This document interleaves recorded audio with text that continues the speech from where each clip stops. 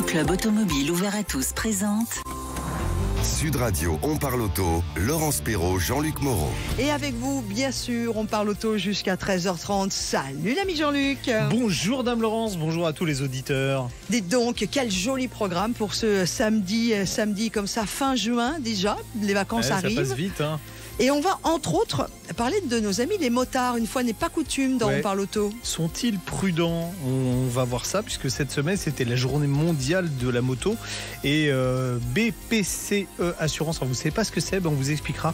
Vous connaissez en fait, a publié la deuxième édition de son baromètre sur le comportement des motards. Est-ce que les motards sont vertueux ? Voilà, suspense, on le saura bientôt. Mais dans pas longtemps, dans quelques secondes seulement. Nous allons aussi fêter un anniversaire d'ailleurs d'un des partenaires de On parle auto. Exactement, CETEC fête ses 25 ans. C'est quoi CETEC ? Le leader mondial des chargeurs de batterie, voilà, on le sait. Et vous allez voir qu'il y a des choses intéressantes. Et puis en plus, on a avec nous un de ses... Alors on va dire son représentant, parce qu'il fait tout, il court, à chaque fois que je l'ai au téléphone, il est toujours dans un pays exotique, il sillonne l'Europe en long, en large, en travers, et il est venu avec du matériel et il nous expliquera ce que ça a changé pour notre vie, ces chargeurs de batterie intelligents. Exactement, évidemment nous allons parler Classic Car, c'est un de mes rendez-vous que j'aime beaucoup moi après 13h, mais comment se fait-ce donc que vous allez nous emmener du côté de Chinon, l'ami Jean-Luc ? On ira à Chinon pour le Chinon Classique, le Chinon Classique qui commémore le Grand Prix de Tours 1923. Qui a été, on peut dire, c'était pas encore de la Formule 1, mais ils ont inventé ce qu'était la Formule 1. Un circuit de 22 km à l'époque et 1 km de tribune, vous imaginez, en 1923. Et évidemment, tout ça truffé des rendez-vous que vous connaissez bien. Parlons pneus, parlons bien. On parlera aussi est-on protégé dans une voiture en cas d'orage ? Voilà une bonne question. Alors, on en parlera. Les Awards de l'auto, à la place de notre série consacrée au test de l'auto de la semaine. Oui. Et puis vous, au 0826 300 300, vous nous rejoignez dès maintenant pour poser toutes vos questions à l'ami Jean-Luc. Ou si vous n'avez pas de disponibilité dans la minute qui suit, vous nous envoyez un mail jeparticipe@sudradio.fr. Vous mettez bien On parle auto dans ce dit mail et bien sûr toutes vos coordonnées. Et l'ami Jean-Luc en personne, oui madame, oui monsieur, vous accueillera et vous rappellera pour parler avec vous auto. Sud Radio, on parle auto et de sécurité. Avec Autosécurité, prenez rendez-vous en ligne pour votre contrôle technique dans un de nos 900 centres sur autosécurité.com. Et aujourd'hui, une fois n'est pas coutume, on parle moto et sécurité avec Julien Terrier-du-Raisin. Bonjour monsieur Terrier-du-Raisin. Bonjour. Bonjour. Directeur général adjoint de la BPCE Assurance. Alors, what is it that ? Ouais, qu'est-ce que c'est que la BPCE rapidement ? Alors c'est très simple, c'est la compagnie d'assurance du groupe des caisses d'épargne et des banques populaires. Ah bah ça on connaît.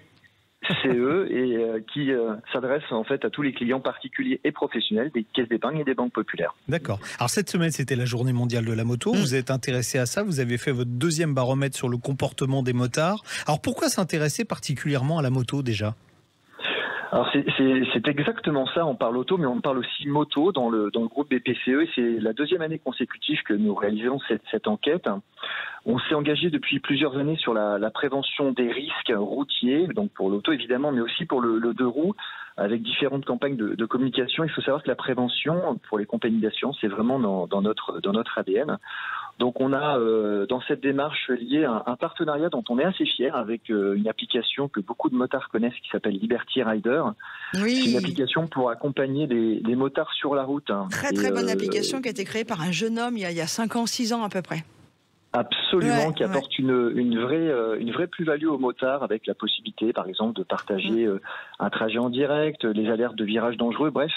Un vrai plus pour les motards et d'ailleurs 97% des personnes qu'on a interrogées à travers ce baromètre approuvent l'idée qu'une assurance propose des solutions de prévoyance à ses assurés. Donc on est totalement dans notre rôle.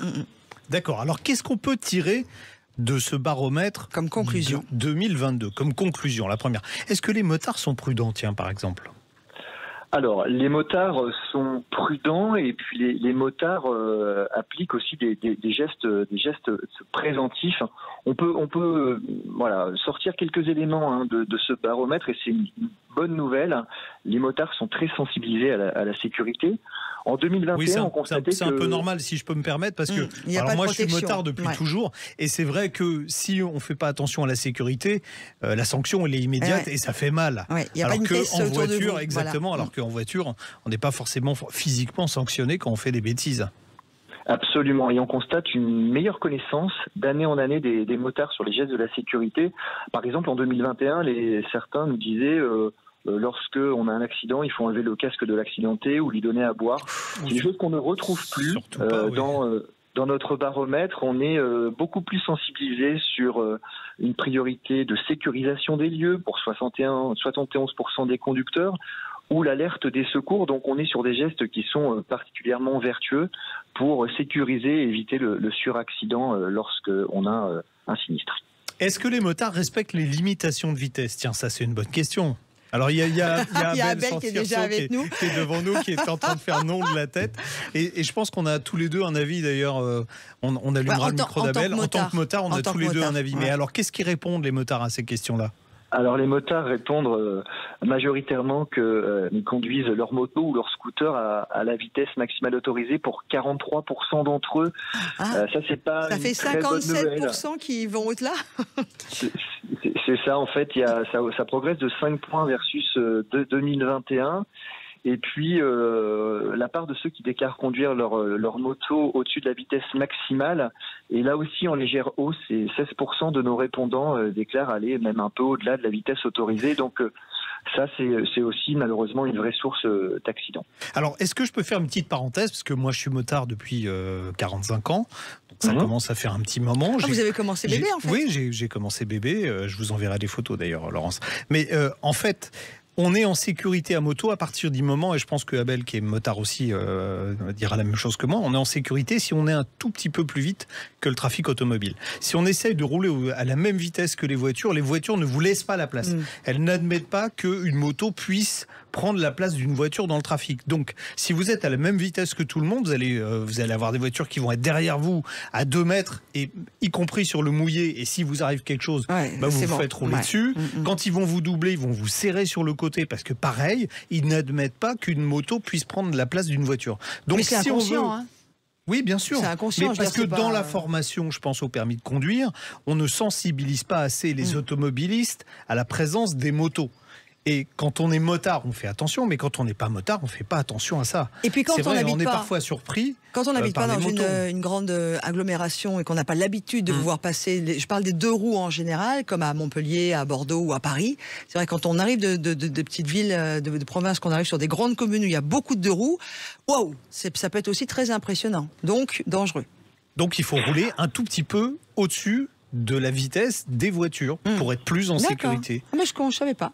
Oui, Abel, parlez bien près du micro. Pardon. Au permis de conduire, je me rappelle, on nous donnait comme instruction plus 5, plus 10 km/h, même au permis de conduire. Donc c'était vraiment acquis qu'il fallait être un moi, je vais vous dire, au-dessus. j'ai fait l'expérience inverse. Je travaillais sur une opération de sécurité routière avec la préfecture de police de Paris, et je leur ai dit pendant 15 jours, je vais exactement me mettre à la vitesse des voitures, et pendant 15 jours, j'ai vécu un cauchemar. Oui, c'est suicidaire. Et j'avais enregistré des images en plus. C'est suicidaire. Alors, pour revenir à cette étude, Julien Terrier du Raisin, donc on a vu, vous qui êtes directeur général adjoint de la BPCE Assurance, il y a cette histoire de vitesse. Il y a d'autres choses également qui sont ressorties de cette étude? Alors on peut quand même saluer le fait que depuis 10 ans, il y a une baisse significative du nombre d'accidents sur les 2 roues, et ça c'est quand même la très bonne nouvelle et la très bonne trajectoire.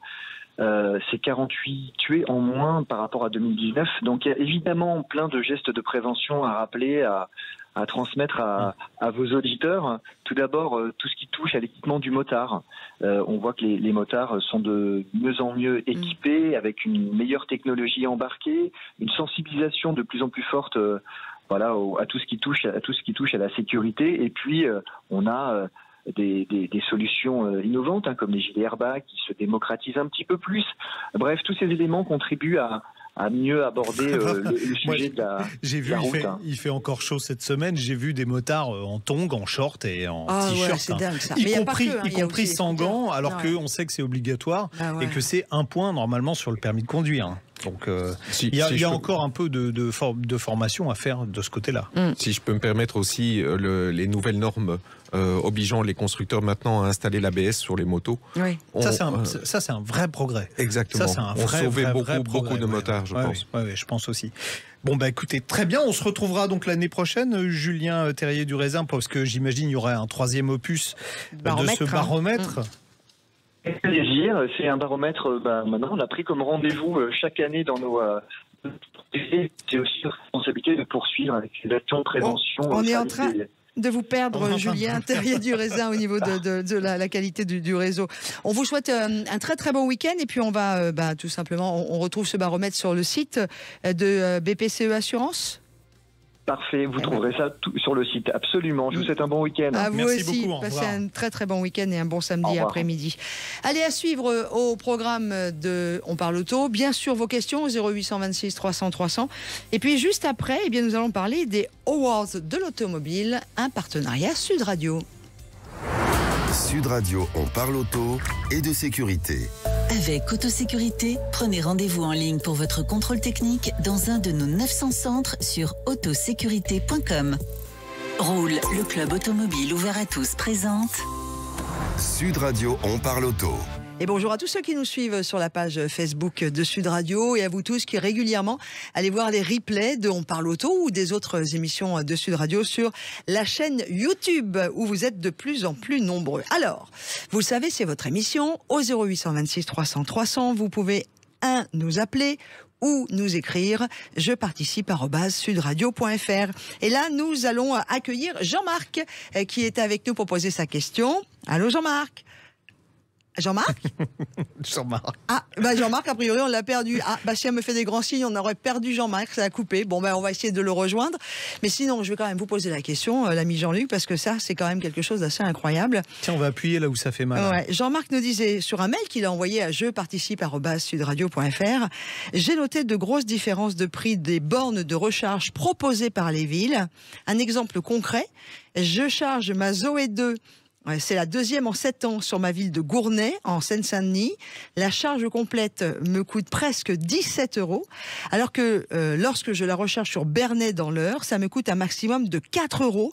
Je précise que la puissance est la même borne de 22 kW. Avez-vous une explication ? Il n'y a pas d'explication. Et vous allez voir que tout à l'heure, dans notre rubrique où on va parler de l'environnement, on va essayer de trouver une explication, enfin une solution à ça. Mais il n'y a pas d'explication parce qu'il y a une hétérogénéité, vous avez vu, c'est pas facile à dire, des opérateurs, il y a différents modes de facturation. Alors aujourd'hui, on peut vous facturer quand vous êtes sur une borne publique, soit du kilowattheure, c'est ce qu'on a chez nous à notre compteur électrique, soit du temps, de l'heure ou de la minute. C'est ce qui se passe sur Ionity, mais ça va changer à partir du 5 juillet jusqu'à présent. On vous facturait du temps passé à recharger. Donc bien évidemment, celui qui arrive avec une Porsche Taycan qui charge super rapidement, ça lui coûte beaucoup moins cher que celui qui arrive avec une Renault Zoé qui charge moins vite. Donc il y avait quelque chose qui n'était pas tout à fait normal. Ça va revenir dans les clous.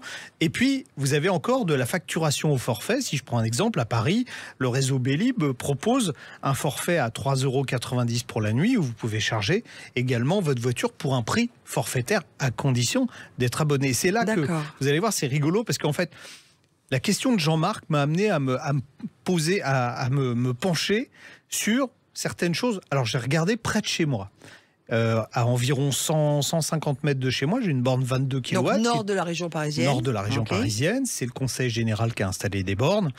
Je me suis dit, là, ça va être simple. Et pas du tout. Parce que sur la même borne, alors j'ai pris un exemple en admettant, tiens, si vous voulez me faire un cadeau pour mon anniversaire qui est passé, Laurence. Cet homme est toujours en train de réclamer. Une Tesla 3. Admettons que je recharge une Tesla 3. Je fais 20-80%, donc je vais charger 49 kWh d'électricité à une puissance de 11 kW. C'est ce que charge cette voiture-là sur une borne. C'est une borne 22 kW. Là. Ça va me coûter, si j'ai un badge ChargePoint, ça va me coûter 8,07 €. Ce qui fait un prix moyen du kilowattheure à 17 centimes.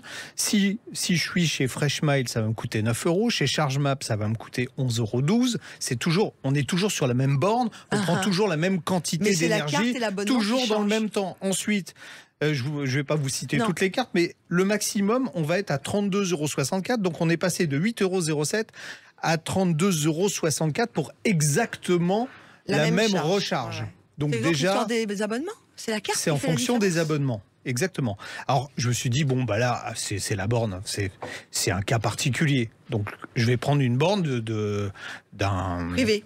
Exactement. D'une compagnie que tout le monde connaît, qui s'appelle Total Energy. Petite compagnie qui arrivera peut-être à percer bientôt, d'ailleurs, je pense. Donc, j'ai pris un relais. Alors, cette fois, avec de la charge plus rapide, c'est du 50 kW, qui est pas très loin de chez moi non plus. J'ai toujours chargé la même chose sur ma Tesla, 43 kWh d'énergie. Et là, écoutez bien, ça me coûte au moins cher 19,54 €. C'est toujours les mêmes. Hein. C'est ChargePoint. Enfin, je vais le dire à la française, ChargePoint. 19,54 €.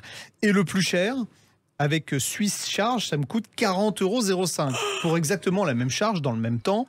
Donc, on voit très bien qu'il y a des disparités énormes. Et alors, en plus, ce qui est assez rigolo, c'est que vous dites, tiens, si j'ai la carte Total... J'ai la carte Total EV Charge, je vais charger chez Total, je vais avoir un prix préférentiel. Eh ben non, parce que ça me coûte 23,60 € au lieu de 19,54 € si j'ai une carte d'un concurrent. Mais dites-moi, l'ami Jean-Luc, en fait. C'est du grand n'importe quoi. Oui, mais c'est comme quand je vais faire le plein de ma voiture. Je vais de station en station, les prix sont pas les mêmes. Non, parce que quand vous arrivez à la station, il y a un grand panneau. Et vous savez combien coûte le litre de carburant que vous allez mettre dedans. Et au moment où vous avez fini de faire votre plein, vous savez combien vous allez payer. Oui. Là, vous arrivez, il n'y a pas de prix d'affiché. Vous chargez votre voiture et vous ne savez pas combien ça vous coûte avant de recevoir la facture chez vous.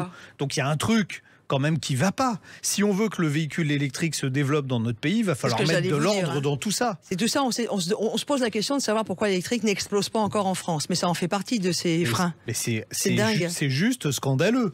Il n'y a pas d'autre mot. C'est un peu de l'escroquerie quand même. Du vol. Oui, c'est du vol. Voilà. C'est du vol. Donc, il y a heureusement des solutions. Et vous allez rester avec nous, puisqu'on évoquera la solution tout à l'heure.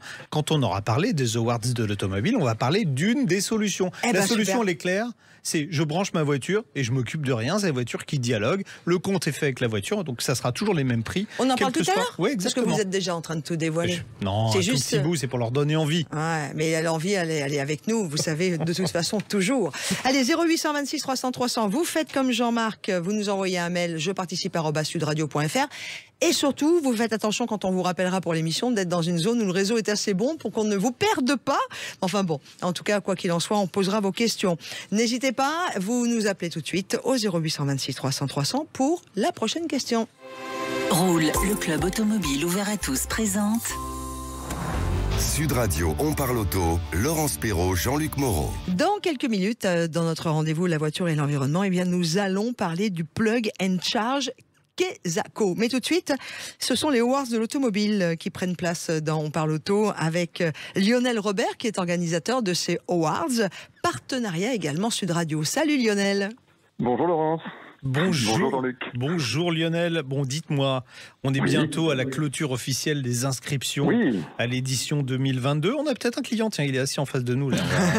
On va essayer de le décider à participer aux Awards. Cette année, il y aura combien de marques qui seront présentes? Il y en avait 46 l'an passé. On va essayer d'arriver à 50. Ce serait pas mal. Et vous aurez pratiquement tous les constructeurs, parce que c'est vrai que décerner un prix à Peugeot s'ils sont tout seuls dans leur catégorie ou à Citroën s'ils sont tout seuls, ça n'a pas beaucoup de sens. C'est vrai, c'est ce que je dis souvent, effectivement, c'est bien de remettre des récompenses, mais c'est vrai que lorsqu'on n'est que 1, 2 ou 3 à participer, bon, c'est comme à l'école, hein, c'est un peu plus facile forcément d'avoir d'être premier de la classe, même quand on a deux, c'est deux de moyenne, on est d'accord. Exactement. Non, là, effectivement, quasiment l'intégralité des constructeurs devrait être présents, que ce soit les derniers arrivés sur le marché français, je pense notamment aux marques chinoises, comme aux marques les plus populaires, comme aux marques les plus prestigieuses. On devrait même avoir cette année une marque qui n'était encore jamais venue, Hispano-Suiza. Je ne sais pas si ça vous parle, Jean-Luc. Alors ça me parle parce que Hispano-Suiza, je l'ai eu sous le nez pendant toute ma jeunesse, puisque mes parents habitaient en face l'usine Hispano-Suiza, qui était à Bois-Colombes. Donc il y avait la soufflerie avec la cigogne dessus, et c'est vrai qu'Hispano-Suiza était une marque qui a fabriqué des voitures qui étaient légales des Rolls-Royce avant-guerre d'ailleurs. Oui, complètement. Et elle a ressuscité il y a relativement peu de temps sous l'effet de ses représentants espagnols, en l'occurrence des descendants des créateurs de la marque, qui ont relancé cela il y a maintenant 5-6 ans. Ils ont sorti une première hypercar, on va dire, il y a maintenant 4 ans, puis une seconde dans la foulée. Ce sont des voitures qui font à peu près un peu plus de 1000 chevaux, 100% électriques. Il y en aura une vingtaine de fabriqués. Et évidemment, bien sûr, ils participeront à la catégorie supercar. Mais un peu plus de 1000 chevaux avec un moteur thermique ou électrique, pardon. Électrique, 100% électrique, 100% électrique. Donc ça promet de belles sensations. Et vous parliez de la cigogne. La cigogne, on la retrouve dans les feux arrière de l'auto, de cette fameuse Carmen Boulogne, puisque c'est le nom de la voiture. Carmen Boulogne, d'accord. Allez, hop, on va voir ça sur Google. Puisqu'on parle de luxe et d'électrique, alors il y a un truc, c'est pareil. Rolls-Royce, alors, qui était réputé avoir des voitures silencieuses, tellement silencieuses d'ailleurs qu'à la sortie de l'usine de Crewe, au début du siècle, non pas celui-là, mais le siècle passé, il y avait écrit attention, voiture silencieuse. Mais là, ils vont être encore plus silencieux puisqu'ils vont finir par ils passent à l'électrique, ils l'ont annoncé. Ils l'ont annoncé, ça y est, c'est clair, ça sera totalement le cas en 2030. Et avec d'ici là un premier modèle qui arrivera fin 2023, la fameuse Spectre, comme ils l'appellent. En attendant, ils continuent quand même de nous servir des modèles absolument incroyables.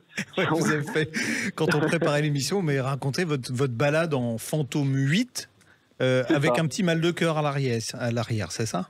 Oui, parce qu'en fait, c'est cette voiture qui est un véritable tapis volant, voilà, exactement. N'oublie pas de prendre quand même un certain roulis. Et on parlait récemment de la C5X de Citroën, qui vraiment est un vrai, pour le coup, une vraie référence en matière de confort.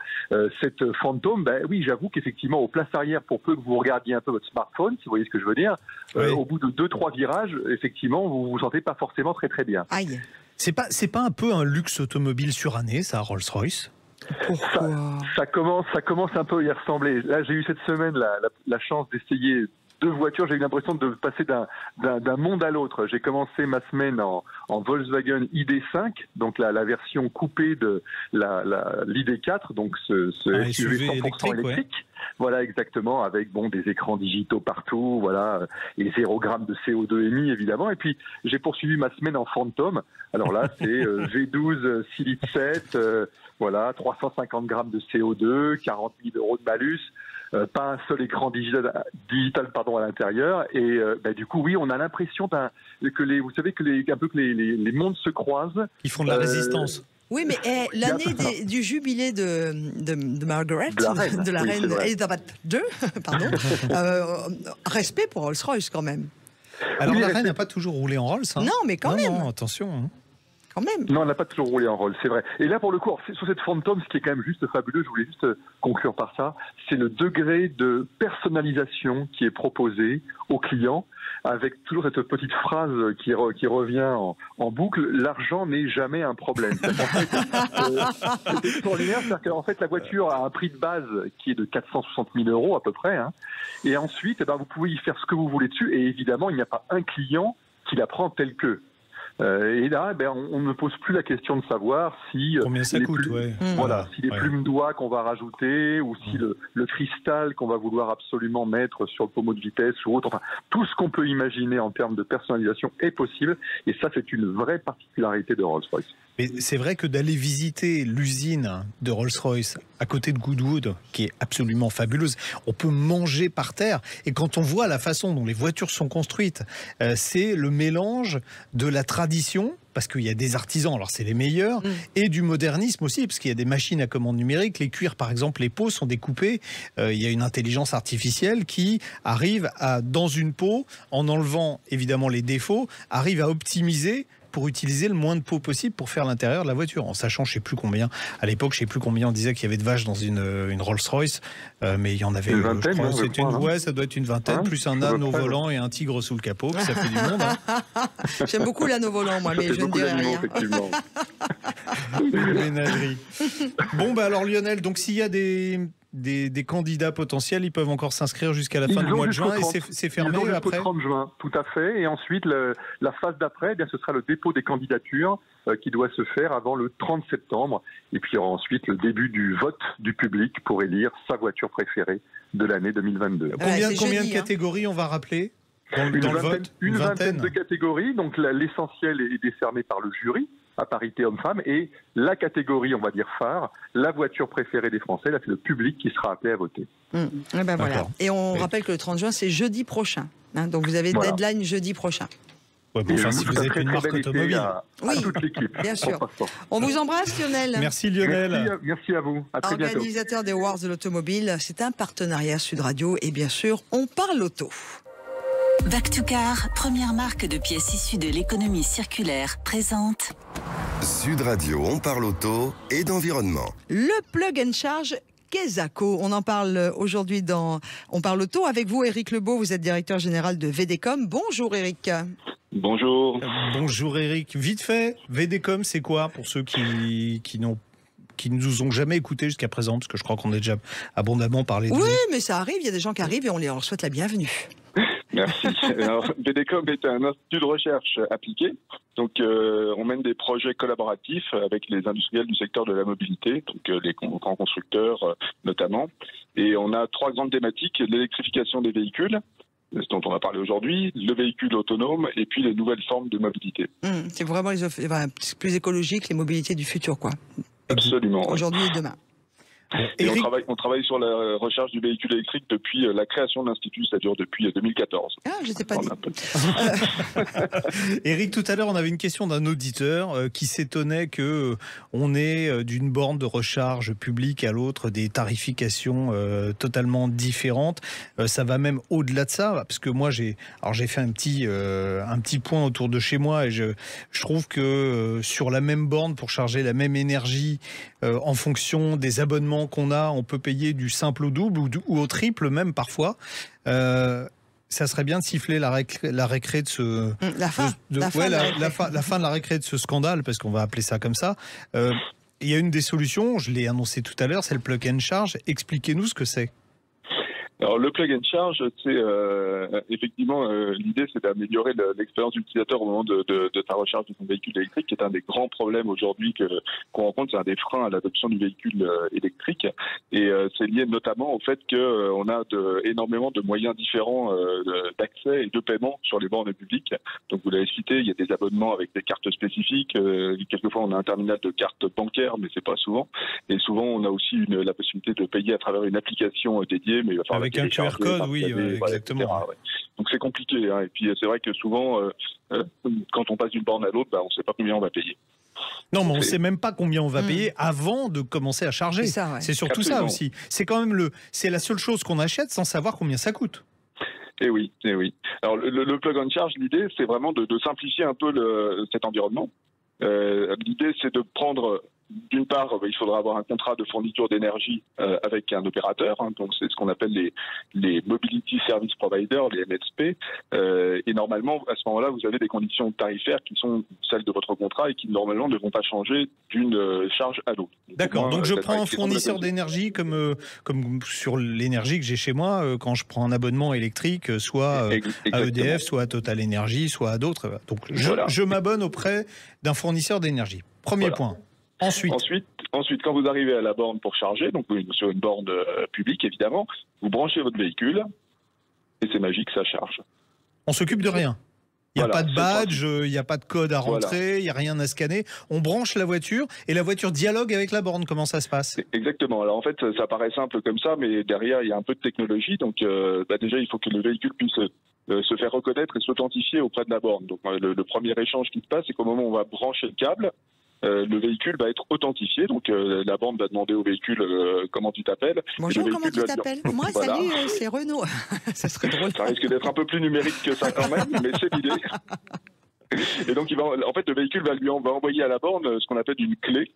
Donc il y a un dispositif de clé publique, clé privée, donc il va envoyer une clé, c'est un certificat, une carte d'identité à quelque part, et la borne va récupérer cette clé et se charger en échangeant avec des serveurs dans le cloud de vérifier que ce véhicule est bien reconnu et retrouver le contrat de recharge avec le fameux Mobility Service Provider auquel est associé ce véhicule.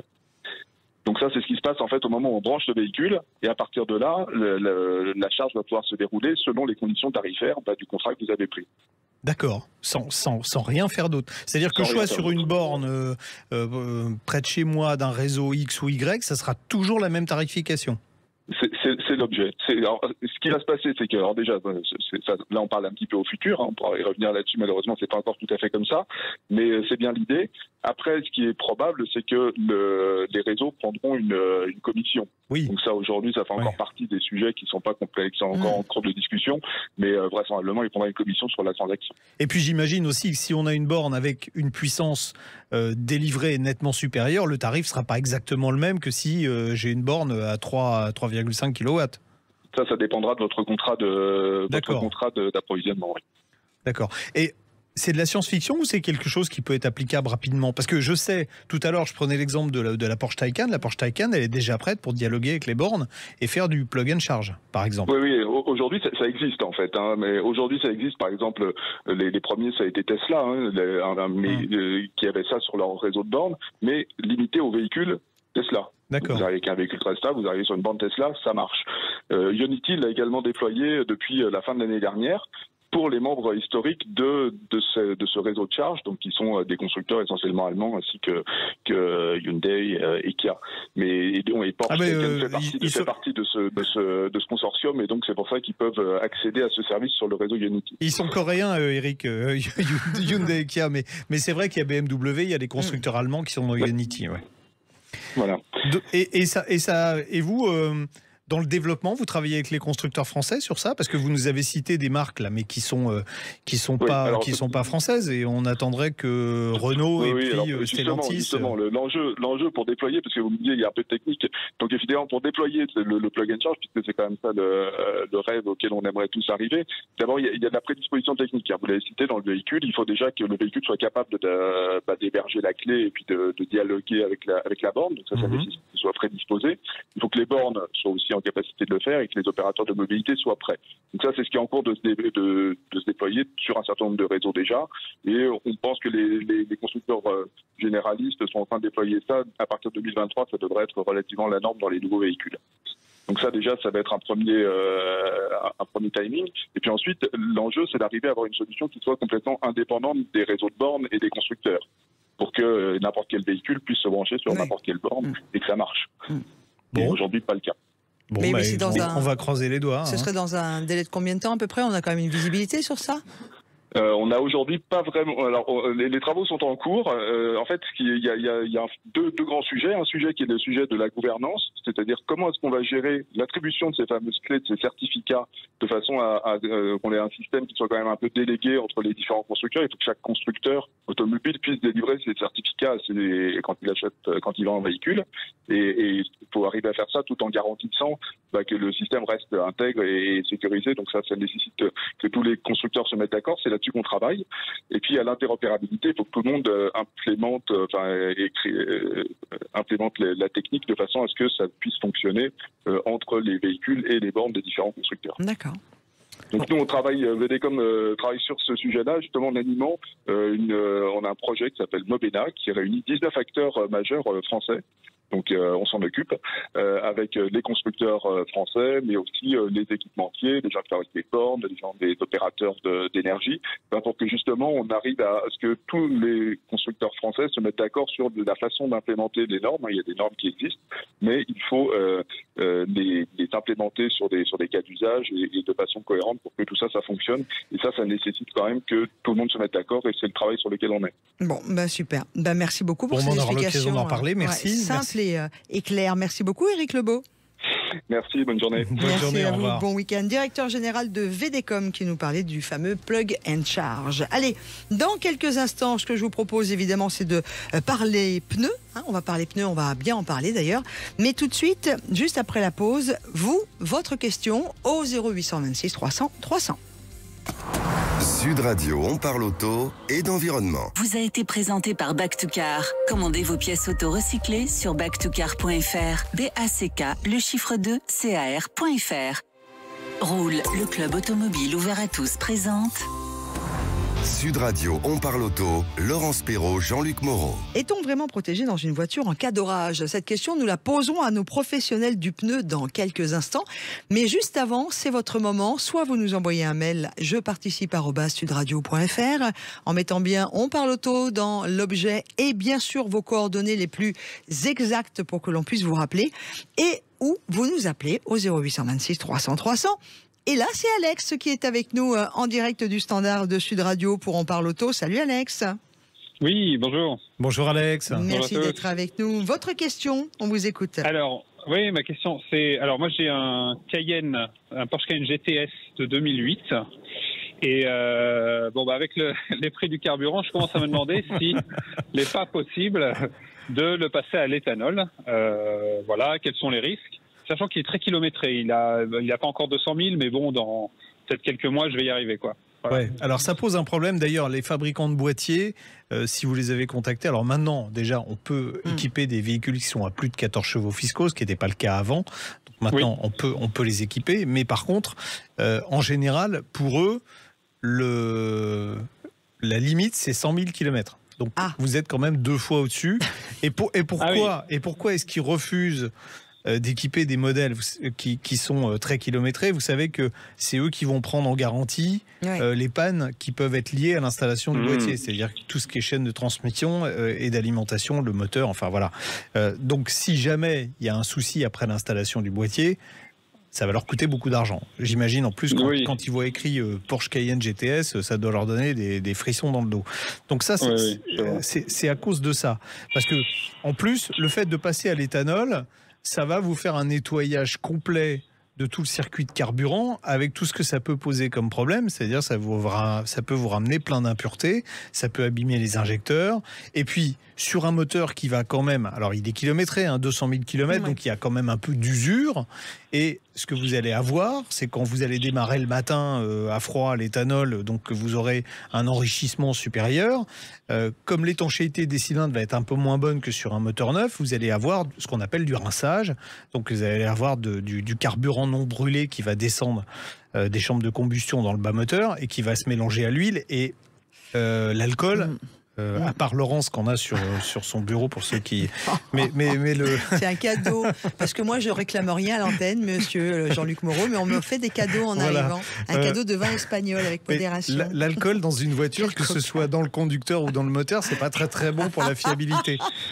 Donc il vaut mieux éviter. Donc dans votre cas, alors ce que moi je peux vous conseiller, vu que la voiture quand même elle est déjà kilométrée, c'est de vous faire un petit mélange maison.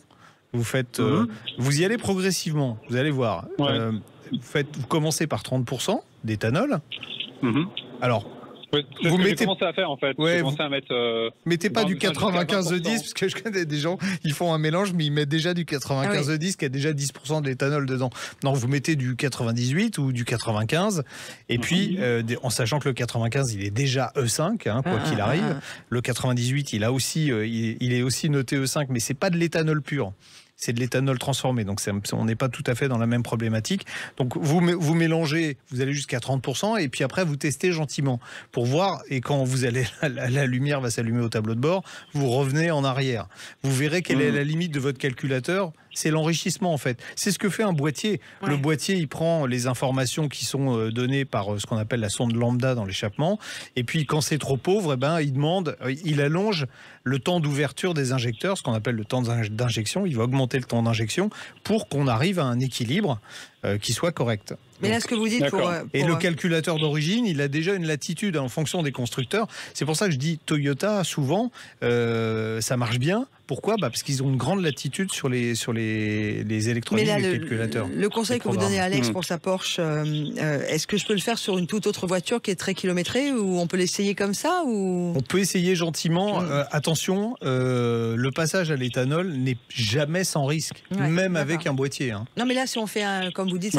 Sauf si vous avez un véhicule flex-fuel. C'est pour ça que, sauf si vous avez un véhicule flex-fuel d'origine, donc là, il n'y a pas de problème, vous pouvez rouler tout le temps à l'E85. Mais ceux qui roulent à l'E85 en disant, bah, moi, jusque-là, j'ai jamais eu de problème, c'est un peu comme le mec qui tombe du 50e étage, à tous les étages, il dit jusque-là, ça va. Mais quand il va arriver en bas, ça va aller beaucoup moins bien. Ben là, c'est exactement la même chose. Donc, il faut être très prudent avec l'usage de l'éthanol. Et si ça marche à 30 ou 40%, n'allez pas plus loin. Ne jouez pas à la roulette russe. C'est souvent ce que je dis. Hein. C'est la roulette russe. D'accord. Ouais. On sait qu'il y a des moteurs, parce qu'il y a des gens qui depuis longtemps ont fait ces expérimentations-là. On sait qu'il y a des moteurs qui sont bien adaptés. Il y en a d'autres qui le sont beaucoup moins bien. Est-ce que le moteur V8 du Cayenne est bien adapté ? Je suis pas certain. Je sais que pour le GPL, en tout cas, ils étaient obligés de faire des adaptations sur la culasse de ces moteurs pour les passer au GPL. Ok, d'accord. En tout cas, Jean-Luc Moreau n'a rien clair. besoin de mettre comme adaptateur, hein, parce que c'est il peut parler comme ça pendant. On va être obligé d'y aller, mon Jean-Luc. D'accord. Bah ouais. On va devoir laisser Alex. Parce qu'en fait, j'avais une autre alternative, moi, c'était de regarder, en termes de consommation, c'était de regarder les modèles hybrides, les S hybrides et E hybrides, toujours Cayenne. Mais j'avais un doute quant à la fiabilité des batteries, par rapport à Lexus ou à Toyota, où ça a l'air de bien tenir, mais est-ce que vous avez des retours là-dessus ? Dernière question d'Alex pour Jean-Luc M de Paris. Sur la fiabilité des batteries, elle est supérieure à ce qu'on avait imaginé au départ. D'accord. Hein, où on donnait des durées de vie de batterie qui étaient de 8 ans. On sait très bien qu'une durée de vie. Alors, je ne vous parle pas de la petite batterie 12 volts dont on parlera tout à l'heure. Tiens, ça tombe bien. Je vous parle de la grosse batterie de traction. La durée de vie, c'est entre 15 et 20 ans. Donc, ça vous laisse de la marge. Alors, ça n'exclut pas que sur un modèle, on puisse avoir un problème. Hein, la voiture, absolument sans souci, ça n'existe pas. Mais on est quand même tranquillisé depuis que c'est sorti. Ça fait quand même déjà un petit... la première Prius, 97. Ah ouais, ça va. Bon, ben voilà, Alex. Allez, on vous abandonne. Merci. Merci, Alex. Merci d'avoir fait le 0826 300 300 pour le standard de Sud Radio et venir poser votre question à l'antenne. Je pense qu'il y a beaucoup de personnes, comme moi d'ailleurs, qui ont été très intéressées par la réponse. Merci, Jean-Luc M de Paris. Allez, tout de suite, parlons pneus, parlons bien. Sud Radio, on parle auto. Parlons pneus, parlons bien. Avec le syndicat des professionnels du pneu, les spécialistes du pneu au service de votre sécurité sur la route. Et nous accueillons Dominique S du sud de la France, président du syndicat des professionnels du pneu. Bonjour Dominique Stemfeld. Oui, bonjour Laurence P, bonjour Jean-Luc M. Alors, grosse bonjour question Dominique. Suite aux gros orages qui ont eu lieu et qui ont encore lieu orage ce au week-end. désespoir. Je vais piquer à Dominique parce qu'il voulait la faire. Elle est vieille mais elle est bonne, alors on la garde. Alors, est-on vraiment protégé dans une voiture en cas d'orage ? Alors, on va parler chute de pluie pour commencer. Chute de pluie. On va parler chute de pluie. Alors effectivement, les orages qu'on subit actuellement un peu partout en France s'accompagnent de chutes de grêle ou de chutes de pluie. Et les chutes de pluie ont deux conséquences possibles. Alors la première, elle est bien connue, c'est des chutes de pluie violentes, intenses, qui inondent la route. Et là, on a un risque important d'aquaplaning. Alors l'aquaplaning, en fait, c'est consécutif à un coin d'eau qui se forme entre le pneu et la chaussée. On surfe, en fait, c'est ça. On plane, on plane sur l'eau. Voilà, et donc dans la plupart des cas, on perd le contrôle du véhicule et c'est effectivement très surprenant et très dangereux. Alors l'ami Jean-Luc, quelle est la bonne position à avoir quand on fait un aquaplaning ? Il faut toucher à rien. Bonne réaction ? Surtout on ne jette pas sur les freins, on touche à rien, on attend qu'on soit sorti de la flaque d'eau. En général, on est d'accord, mais je préférais qu'on le rappelle. Et surtout avoir une sculpture de pneumatique qui soit au-delà, plus profonde que la limite légale, Dominique. Oui, alors c'est un peu le danger, c'est que comme on est en plein été, on fait un peu moins attention à ces pneus, et ces pneus ils continuent à s'user, donc en fait on peut avoir des profondeurs de creux qui ont diminué de manière importante, et ce qui peut créer des surprises effectivement quand il y a de l'eau, quand il y a de la pluie. L'autre élément aussi, c'est que quand il pleut beaucoup, on peut se sentir en sécurité, et puis arriver, parce que la route n'est pas toujours parfaitement plane, et arriver sur des flaques d'eau qui sont plus profondes, et là en l'occurrence le pneumatique n'arrive plus à évacuer l'eau dans des conditions convenables et la voiture part en aquaplaning. Donc il faut vraiment être très très attentif. Bon, alors même sans avoir bu, on peut avoir du verglas d'été. Je crois que ça a peut-être arrivé à... Explication Explication de verglas de l'été. Ça, c'est effectivement l'autre conséquence de la pluie qui est beaucoup plus pernicieuse. et qui peut se dérouler avec des pluies très très faibles. Alors pendant cette longue période de sécheresse, des hydrocarbures se sont déposés sur la route, hein, c'est des carburants, des huiles moteurs. Une chute de pluie même très faible va diluer ces résidus, rendre la chaussée extrêmement glissante. Donc ça touche les axes à forte fréquentation. Mais ça touche aussi les endroits où on s'arrête, hein, les stops, les feux rouges, où les voitures perdent quelques gouttes d'huile. Donc ça, c'est des zones qui sont très polluées. Et là, en fait, des moments où il pleut, il y a un risque important de glissade. Ouais. Alors la question de début que tout le monde attend, est-ce qu'on est en sécurité dans un véhicule quand il y a de l'orage et qu'il y a des éclairs et de la foudre? Alors, si vous me posez la question à moi, c'est parce qu'il y a une vieille légende. Une croyance populaire qui dit que quand on met des semelles en caoutchouc, on est protégé de la foudre. C'est une croyance qui est erronée. En voiture, c'est erroné aussi. Ce ne sont pas les pneus qui isolent, même s'ils sont constitués en partie de matériaux non conducteurs. Mais lorsqu'un éclair frappe un véhicule, c'est la carrosserie en métal qui agit comme une enveloppe protectrice. Ça, c'est ce qu'on appelle la cage de Faraday. Et les charges électriques sont déviées et sont évacuées vers le sol au travers des pneus. Oui, alors les pneus sont conducteurs, ça c'est la nouvelle du jour, pour tous ceux qui prétendent le contraire. D'ailleurs, quand on prend la foudre sur une voiture, il n'est pas rare que les pneus fondent.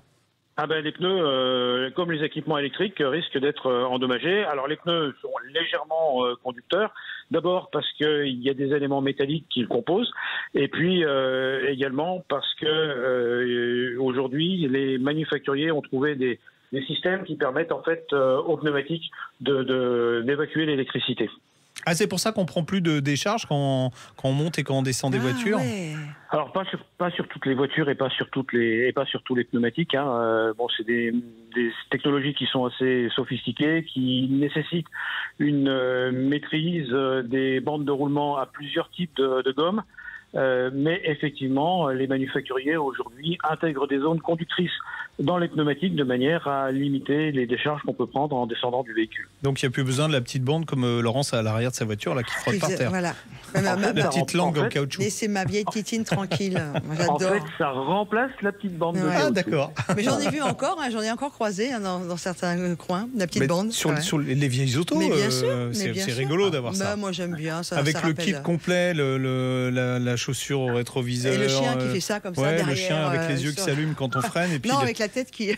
Le siège à boule, enfin le total quoi. Non mais oui, mais pas. Tout évolue. Merci beaucoup Dominique. Merci, Dominique. Du Sud. Merci beaucoup à vous. Et vous direz bonjour à votre petit chien que nous avons bien entendu.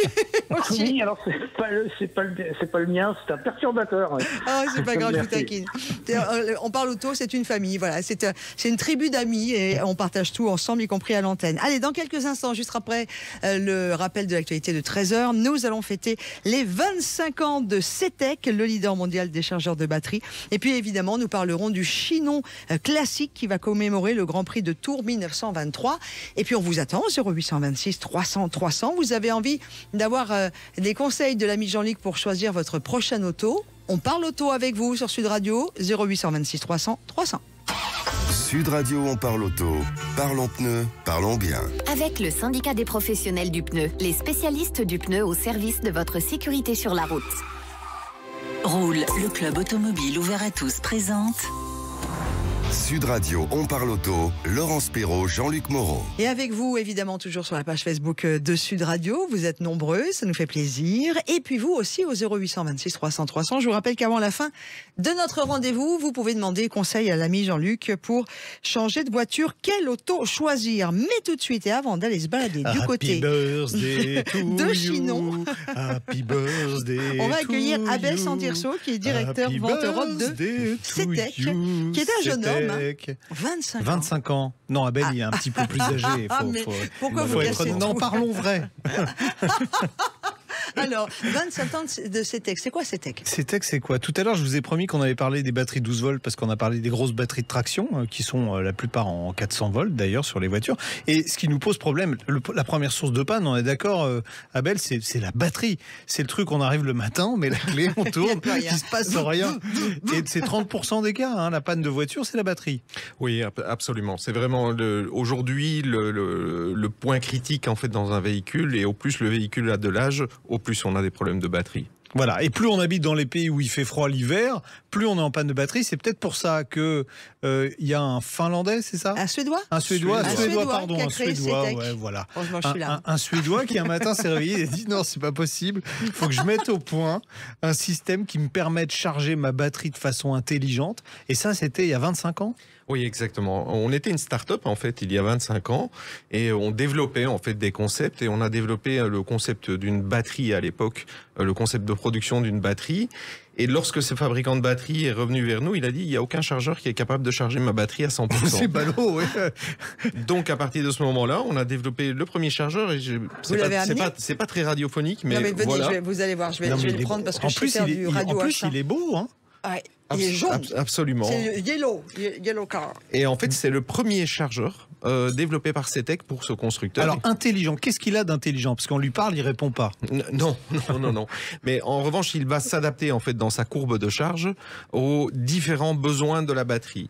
En fait, ce qu'il y avait auparavant avec les chargeurs que vous avez connus. Oui, que mon papa avait, il y avait un galvanomètre dessus, on réglait la puissance de charge en fonction de la taille de la batterie. Exactement. Et puis ça chargeait toujours pareil. Et on avait une magnifique ligne droite, en fait, qui était une tension permanente, des volts, voilà. Et on finissait par faire quoi? Bouillir les batteries, en règle générale. Et bouillir une batterie, c'est l'abîmer. Donc, clairement, c'est ce qu'il y a de pire. Et en fait, ce que CETEC a introduit, d'abord, c'est une notion de désulfatation, donc casser tous ces cristaux de sulfate quand les batteries sont fortement déchargées, ça apparaît à 12,40 volts. Et alors les sulfates, c'est des petites, en fait, ça fait des petits courts-circuits entre les plaques, c'est ça? Oui et non. En fait, vous me perdez, les garçons. Est-ce qu'on peut faire un petit peu d'explication très claire pour quelqu'un qui a jamais mis le nez dans une batterie? Très clairement, en fait, les cristaux de sulfate se déposent dès que la tension baisse dans la batterie, et ces cristaux de sulfate, en fait, vont commencer à clairement manger le plomb, les éléments en plomb dans la batterie. Ce qui fait que ça va réduire au fur et à mesure la capacité de la batterie, du fait que en fait, le maillage qui est à l'intérieur de la batterie, il va faire place à de l'emmental avec plein de trous. Et à partir de ce moment-là, on n'a plus la capacité habituelle sur sa batterie. Ok. Et là, le faire avec ça? Alors l'avantage avec CETEC, c'est le processus qu'ils ont inventé, c'est que le premier stade, c'est une désulfatation. Donc on va monter en tension pour arriver à casser tous ces cristaux de sulfate et les éliminer. D'accord. Alors en 25 ans, j'imagine que ça a un petit peu progressé depuis le chargeur intelligent. Il est beau quand même. Hein. Oh bah oui. Il marche toujours aussi bien. Il fonctionne toujours, absolument. On va le tester sur Laurence pour voir. Là, il y a des pinces justement. Je décline toute responsabilité immédiatement. Je veux pas que vous vous amusiez avec moi. Non, donc ça a progressé, mais alors sur quel point ça a progressé? Puisqu'on a compris que la logique intelligente du chargeur, c'était d'avoir différentes phases. Comment on a pu améliorer ça? On a changé la couleur. Oh non, mais non. Non, notre dernier né est vraiment porteur d'une technologie absolument incroyable, puisque aujourd'hui, déjà le poids a changé, bien entendu, mais il a une détection automatique de la chimie, puisque aujourd'hui, vous avez des batteries plomb acide en batterie de démarrage, mais vous avez également des batteries lithium.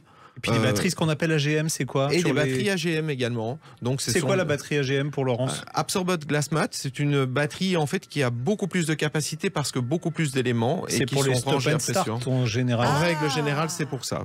Ce sont des batteries qui sont beaucoup plus chères et qui donc il faut beaucoup plus maintenir. Parce que le jour où on les perd, ça coûte très cher. Donc absolument. Là, cet appareil. Donc ça, on le branche sur la batterie. Oui. On s'occupe de rien. Je le branche sur une prise. Voilà. On va tester encore sur Laurence. Oh, mais arrêtez, Jean-Luc Moreau. On branche sur la batterie. On s'occupe de rien. On peut le brancher dans n'importe quel sens. Il sélectionne, il sait à quelle batterie il a à faire. Il sait quelle tension il doit mettre. Il sait quelle est la puissance de la batterie pour pas l'abîmer. Il fait tout seul. Je peux paraître il un fait peu la vaisselle blonde. aussi, le repassage. Sur l'ancien, j'avais les fameuses pinces que je connaissais bien quand il fallait que j'aide un copain en rechargeant la batterie, en mettant sur les deux. Et là, il me manque un câble. Ah, mais vous m'avez pas tout donné, coquin. Bah voilà, d'un seul coup, je me suis dit, il me manque quelque chose. Ça va, je suis pas complètement idiote. Non, ce qu'on a apporté de plus, et on s'est rendu compte aussi, non pas que les gens étaient ni idiots, ni aveugles, c'est qu'il est de plus en plus compliqué sur les voitures modernes, de voir la batterie, parce que la plupart du temps, il n'y a plus de batterie.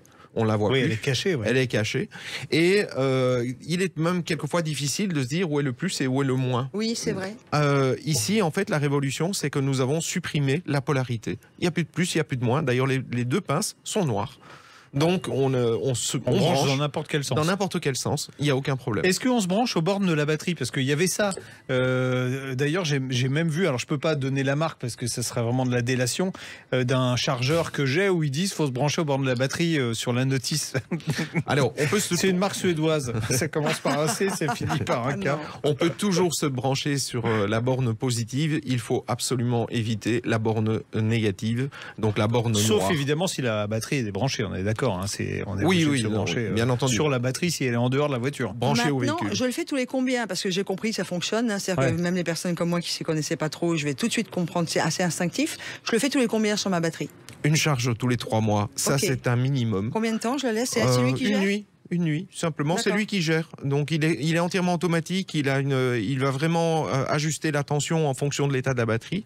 Et en fait, il a un petit compte à rebours qui vous indique en fait le temps restant de charge. Donc dès qu'on le branche, au bout de 3-4 minutes, le temps qu'il fasse son dialogue avec la batterie, il vous indique combien de temps il vous reste. On peut prolonger de combien la vie d'une batterie en la rechargeant régulièrement? Parce Une fois tous les 3 mois. Tout à l'heure, on a dit que c'était cher maintenant, les batteries. Ouais.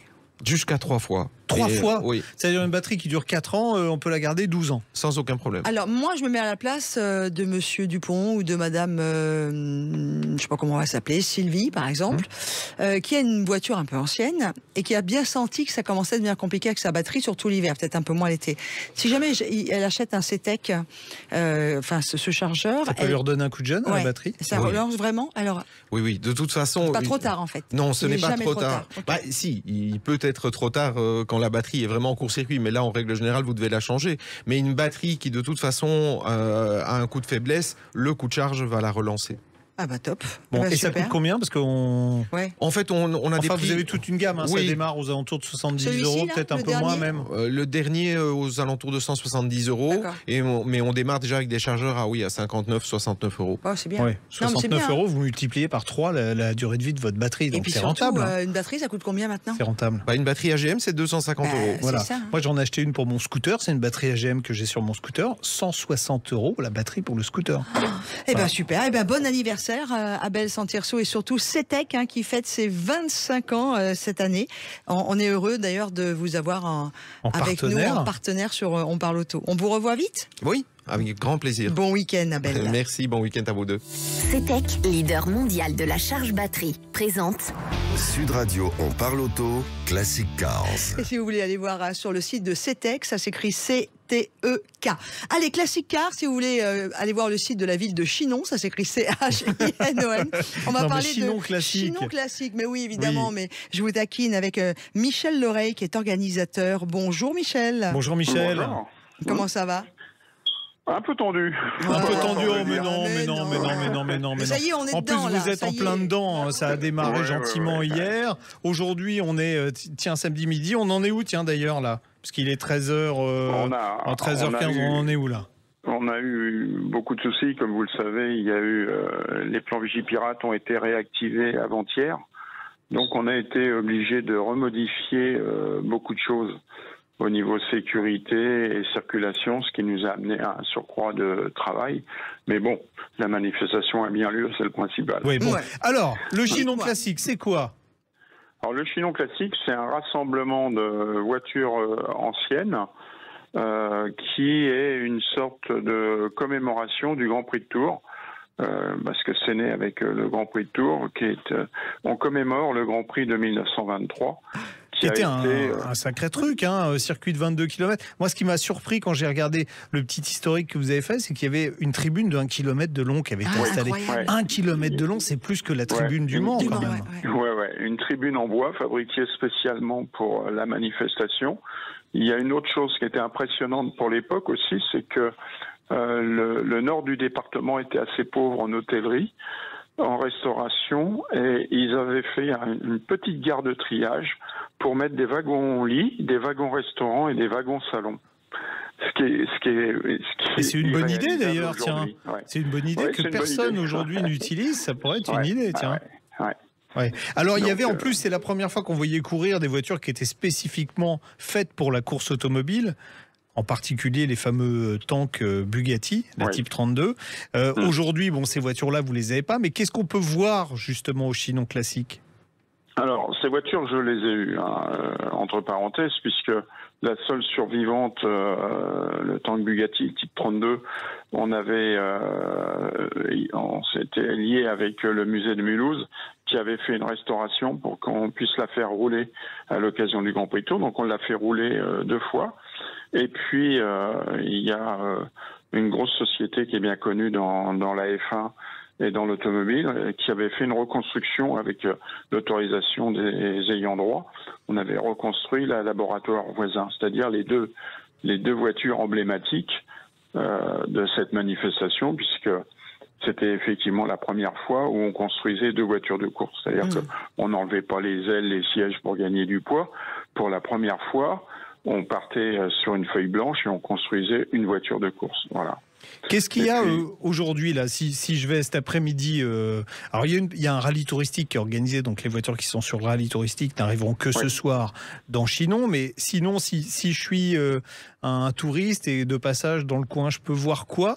Alors déjà, est-ce que c'est gratuit d'accéder à l'événement? C'est gratuit. C'est une manifestation totalement gratuite avec aucune zone privatisée. Donc c'est-à-dire les gens peuvent approcher aussi bien les pilotes invités que les autos. Donc ça, c'est quand même, par les temps qui courent, c'est quand même un plus. Ça devient rare. Ça devient rare, oui. Il y a combien de véhicules? Alors au total, il y a 200 véhicules sur le rallye. Il y a une centaine de voitures qui viennent en plus sur la journée du dimanche. Et on a baissé parce qu'on était à plus de 100 motos et c'était assez compliqué. Donc on a réduit le nombre de motos. On est à 70 motos, mais qui sont des machines de Grand Prix pour la plupart. Et on peut les voir rouler. C'est ça le gros avantage surtout de l'événement. Vous avez fait un petit tracé. C'est dans Chinon, c'est ça? C'est dans Chinon. En fin de compte, on a monopolisé le centre de Chinon. On l'a sécurisé. C'est-à-dire qu'on a des plots béton, comme vous voyez sur les autoroutes, pour la protection du public, pour la protection passive. On a des barrières, de façon à ce que les autos soient totalement dans un enclos et ne puissent pas, s'il y avait un incident quel qu'il soit, poser le moindre dégât. Voilà. Donc en gros, on a fait un circuit en centre-ville, d'où la complexité, si vous voulez, aujourd'hui, avec les autorités comme les préfectures et autres, parce que, c'est pas dans l'air du temps, on est bien d'accord. Effectivement. Bon, alors, cet après-midi, donc on vous retrouve tout à l'heure, on part avec Laurence. Là. Voilà, 2 heures de route de Paris, et on arrive un peu plus, et on est là. Et puis ce soir, on fera la route des cavistes, la tournée des Grands-Ducs. Il y en a pour tous les goûts, puisque la plus vieille est de 1903 et la plus récente est neuve. Et c'est une voiture de sport très prisée. Voilà. On va vous nous mettez l'eau à la bouche, c'est quoi? Dites-le. Ah non. Alors, si on va citer une marque, ça va être des problèmes. D'accord, tout le monde va être jaloux. Allez, à tout à l'heure. Merci Michel, à tout à l'heure. Merci. Michel week-end, au revoir. Organisateur du Chinon Classique qui commémore ce week-end le Grand Prix de Tours 1923, une des courses les plus importantes de l'histoire automobile. Allez, pour conclure notre rendez-vous On parle auto, place à vous au 0826 300 300. Pour quelle auto choisir? L'ami Jean-Luc vous aide, vous conseille et vous guide. Sud Radio, on parle auto, Classic Cars. Avec CETEC, leader mondial de la charge batterie. Roule, le club automobile ouvert à tous, présente Sud Radio, on parle auto. Quelle auto choisir? Et pour conclure notre rendez-vous, juste avant de vous laisser avec toute l'équipe d'Alain Marty et Invino, nous allons accueillir Michel qui aimerait bien avoir l'avis de Jean-Luc concernant la prochaine voiture. Salut Michel. Oui, bonjour. Bonjour Michel. Comment ça va? Eh bien, impeccable, il va bien. On est passé entre les orages, donc ça va. Tant mieux, on croise les doigts pour que ça continue. On vous écoute. Oui.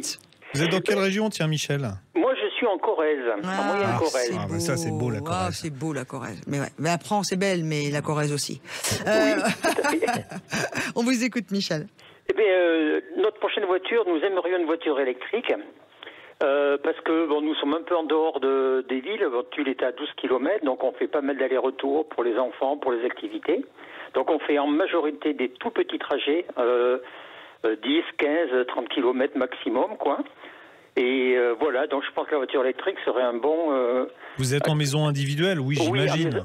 Voilà, maison individuelle, oui. Donc vous avez la possibilité d'installer une prise. Alors vous ne ferez pas l'erreur qu'a fait un auditeur là qu'on a eu. D'ailleurs, il m'a envoyé un message cette semaine. Là, sa maman il avait branché sa Dacia Spring sur l'installation pas vraiment adaptée de la maison et la voiture a pris feu, a mis le feu à la maison. Donc, il faut faire attention à ça. Il n'y a plus de maison. Donc vraiment, quand on décide de passer à un véhicule électrique, on fait installer une wallbox. Aujourd'hui, en plus, pratiquement tous les constructeurs vous proposent des aides. Et ça vous permettra de diminuer la facture et surtout de sécuriser la charge. Bien sûr. De vérifier que le réseau électrique est suffisamment performant, en particulier que la mise à la terre a été bien faite, parce qu'il y a 30% des maisons qui ont une mauvaise mise à la terre. Donc ça, avec une voiture électrique, ça peut être hautement problématique. Non, l'émission n'est pas anxiogène. Voilà. Non, mais alors, Michel, pour revenir à des trucs plus sympas, donc voiture électrique, donc vous pouvez charger chez vous, faites des petits trajets, ça c'est bien. Maintenant, c'est quoi votre budget? Parce que voiture électrique, il y en a à tous les prix.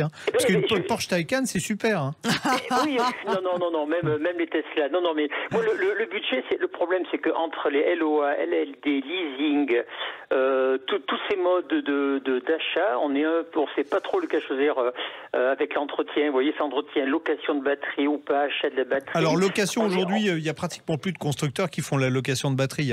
On faisait la location de batterie au départ. Pourquoi? Parce que on n'avait pas de visibilité sur la durabilité des batteries. Voilà. Bon, maintenant on sait, je l'ai dit tout à l'heure, ça dure entre 15 et 20 ans une batterie, donc on fait plus de location de batterie en vous disant si elle arrive en dessous de 70%, on vous la change. C'est terminé. Donc la location de batterie, un modèle économique aujourd'hui qui plombait en plus l'électrique en occasion. Donc ça c'est terminé. Ça c'est terminé. Donc par contre, LOA, ça peut être intéressant. Pourquoi? LOA ou LLD? Parce que on est dans quelque chose de nouveau avec la voiture électrique. Donc comment ça va évoluer? On ne sait pas encore vraiment. Donc combien vaudra votre voiture dans 3 ans si vous devez la revendre en occasion? Il n'y a pas grand monde capable de vous donner une projection sur ça. Alors que si vous louez la voiture, c'est pas votre problème, vous la rendez, vous en prenez une autre, c'est pas à vous de vous occuper de la revente du véhicule. Donc ça sécurise au moins de ce côté-là. Donc ça peut être une bonne solution. En plus, on a un budget. Alors c'est pas moins cher, attention. Non. Contrairement à ce qu'on essaie de vous faire croire les constructeurs, c'est pas moins cher, c'est plus cher cette formule-là. C'est plus cher, mais c'est sécurisant, au moins pour le véhicule électrique. Et puis l'entretien est compris dans les 3 premières années. L'entretien sur un véhicule électrique, il n'est pas compliqué, donc il n'y a pas de vidange, il y a plein de choses qui... Mais alors après, dans votre budget global, là, vous voulez mettre combien par mois? Eh bien, nous, on partait sur un achat à peu près autour de 300 €. Ah oui, mais vous allez avoir il y a des possibilités, parce que vous m'avez dit, je suis en Corrèze. Oui. Alors... Comme on a parlé de la Dacia Spring avant, je m'étais dit, tiens, s'ils font que des petits trajets, mais le problème, c'est que la Corrèze, ça monte, ça descend.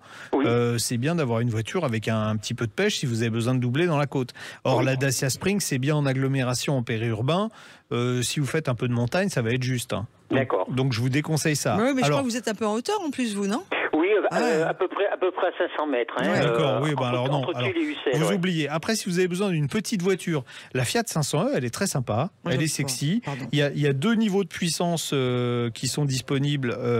Alors, c'est en fonction de la taille de la batterie, mais même la petite à 94 chevaux, ça grimpe mieux que... mais c'est une voiture urbaine, ça. Oui, c'est une urbaine, mais vous faites quoi? Non. La 500 électrique est moins tape-cul que la 500 thermique. D'accord. Elle est plus confortable. Elle marche mieux, elle est dans un budget qui passera largement dans vos 300 €, ce sera même la moitié, je pense que... Par contre, si tu veux aller faire les courses une fois par semaine... Oui, le coffre est petit, on est d'accord. On est d'accord. Moi, pour la campagne, j'y serais pas là-dessus. Mais bon. Après, je peux vous proposer un truc qui est un peu exotique, par contre, il faudra trouver un concessionnaire. Mais à chaque fois que je roule avec cette voiture, je suis surpris. C'est MG, donc c'est chinois, la MG ZS EV, qui est disponible. Alors, si vous enlevez le bonus en achat à 24 990 €, vous avez quand même un engin qui fait 320 km, qui fait 177 chevaux, qui est très confortable. C'est un petit SUV. C'est une voiture qui est très intéressante financièrement parlant. Donc, ça peut être... regardez ce que vous avez près de chez vous comme... Alors, MG, le nom après de la voiture? MG ZS EV.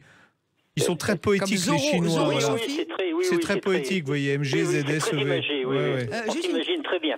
Juste une question, l'ami Jean-Luc, pour conclure, parce qu'on va se faire gronder par Bastien sur le timing. Autrement, j'avais le Mazda MX-30 un peu plus cher à vous proposer, qui est vachement bien et sexy en plus. Et le Hyundai Kona?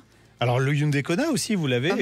Hyundai Kona, Opel Corsa i, Peugeot i208, Renault Zoé. Voilà, mais franchement, le MG, en rapport prix-prestation, il est au-dessus de tout ça. Et surtout, il est très confortable. Voilà, puis on dit bien que la demande de notre ami Michel, c'était pour des petits trajets. C'est des petits trajets. Bon, Michel. Des petits trajets, mais on fait quand même entre à peu près 15 000 km/h avec cette voiture. Oui, non, mais c'est pour ça. C'est pour ça que c'est bien d'avoir quand même une autonomie un peu plus conséquente si vous décidez d'aller plus loin, et puis du confort. Et puis des chevaux pour doubler. Par exemple. Eh ben on vous embrasse, Michel. On vous souhaite un bon samedi. Merci à vous. Et merci à vous d'écouter Sud Radio et On parle auto. L'ami Jean-Luc, on se retrouve samedi prochain. Eh ben avec plaisir. Eh ben avec désir aussi. On va déjà aller à Chinon ce soir. Oui, déjà cet après-midi. On y va là, on part. Allez, on vous laisse. On part à Chinon. Bon week-end tout le monde. Sud Radio, On parle auto. Avec Roule, le club automobile ouvert à tous.